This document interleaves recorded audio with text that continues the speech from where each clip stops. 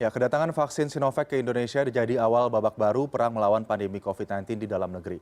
Pada tahap awal, vaksin diprioritaskan untuk tenaga kesehatan yang berada di garda terdepan. Bagaimana pemerintah menjamin akses vaksin bisa diperoleh oleh seluruh lapisan masyarakat? Untuk menjawabnya, kami telah terhubung melalui sambungan telepon dengan Dr. Siti Nadia Tarmizi, Direktur P2PML Kemenkes RI sekaligus juru bicara vaksinasi COVID-19 pemerintah. Selamat sore, Ibu Siti. Sore, Mas Aldi. Ya, Ibu Siti, bagaimana hasil uji klinis vaksin Sinovac yang datang ke Indonesia ini? Sebelumnya vaksin juga sudah sempat ini diuji coba di Bandung. Hasilnya bagaimana? Iya, jadi seperti kita ketahui bersama ya, vaksin ini sudah datang hari Minggu kemarin dan sudah ada kurang lebih 2 hari ini press conference di mana para menteri serta kepala badan yang terkait sudah memberikan informasi dan tentunya statement-statement terkait vaksin. Uji cobanya ini kita masih menunggu tentunya seperti yang disampaikan oleh Bapak Menteri Kesehatan bahwa untuk penggunaan vaksin ini kita masih menunggu 2 hal, yaitu emergency use authorization yang akan dikeluarkan oleh Badan POM dan tentunya fatwa mengenai kehalalan daripada vaksin ini. Seperti itu, Mas Adi. Kapan kira-kira izin untuk emergency use authorization dan juga keluarnya fatwa halal untuk vaksin ini bisa beredar keluar? Iya, terkait ini mungkin lebih pas kalau ditanyakan kepada juru bicara Badan POM ya, karena kan kemarin juga sudah disampaikan ada 5 juru bicara tentunya, dan yang lebih mengetahui secara teknis pasti itu adalah juru bicara dari Badan POM, Pak Bambang ya. Nah, kalau mengenai kehalalan seperti juga yang disampaikan bahwa saat ini LP POM MUI juga sedang mengerjakan, artinya sedang berkoordinasi dengan Sinovac khususnya untuk mendapatkan data-data terkait proses fatwa kehalalan ini. Untuk uji keamanannya sendiri, Bu Siti, bagaimana langkah yang dilakukan agar kemudian tidak ada penolakan untuk penggunaan vaksin ini oleh masyarakat di kemudian hari?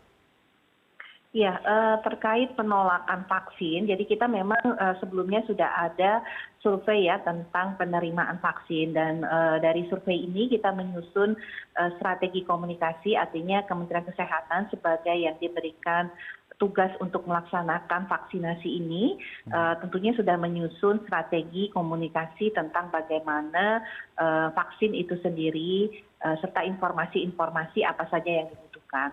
Karena sebenarnya proses ataupun kegiatan daripada vaksinasi untuk jajaran sektor kesehatan sebenarnya bukan sesuatu yang baru ya Mas Adi ya.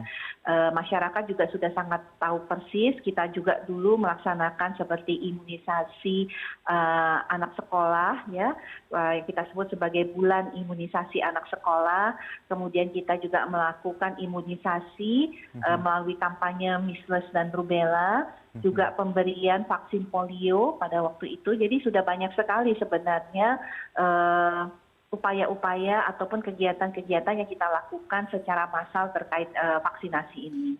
Ya, Bu Siti, di tengah angka penambahan kasus COVID-19 di Indonesia yang masih tinggi, apakah vaksin ini menjadi senjata utama atau prioritas pemerintah untuk melawan wabah pandemi atau bagaimana?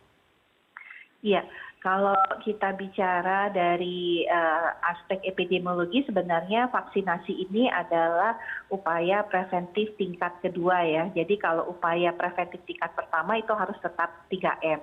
Jadi kombinasi 3M, vaksinasi, dan 3T ini merupakan salah satu senjata jitu untuk kita keluar dari pandemi COVID-19. Baik, jadi ini menjadi senjata kedua setelah melaksanakan protokol kesehatan dengan ketat. Bu Siti, terkait dengan akses vaksin untuk masyarakat, saat ini kan baru 1,2 juta vaksin yang akan kemudian disalurkan kepada tenaga kesehatan begitu. Nanti untuk kedepannya akses vaksin untuk masyarakat, baik itu masyarakat secara mandiri, ini bagaimana Bu Siti?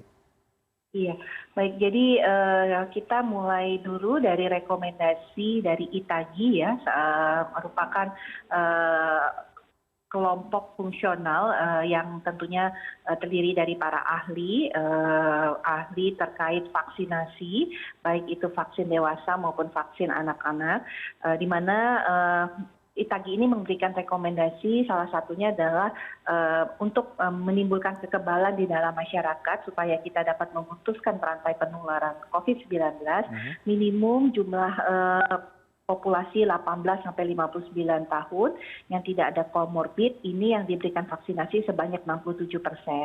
Nah, nanti sudah kita ketahui bersama bahwa ada dua mekanisme, yaitu vaksin pemerintah dan vaksin mandiri, di mana sebenarnya sasaran daripada vaksinasi ini terdiri dari pertama nakes. Nakes bukan hanya tenaga kesehatannya saja, tetapi asisten daripada tenaga kesehatan serta tenaga pendukung di fasilitas pelayanan kesehatan.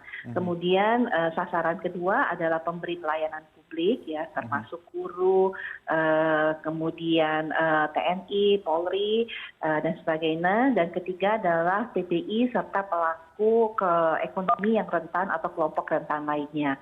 Nah, yang lain adalah tentunya masyarakat dan pelaku ekonomi yang bisa masuk ke dalam skema vaksin mandiri. Baik, Ibu Dr. Siti Nadia Tarmizi, Direktur P2P Kemenkes RI. Terima kasih atas waktunya bersama CNN Indonesia sore hari ini. Selamat sore.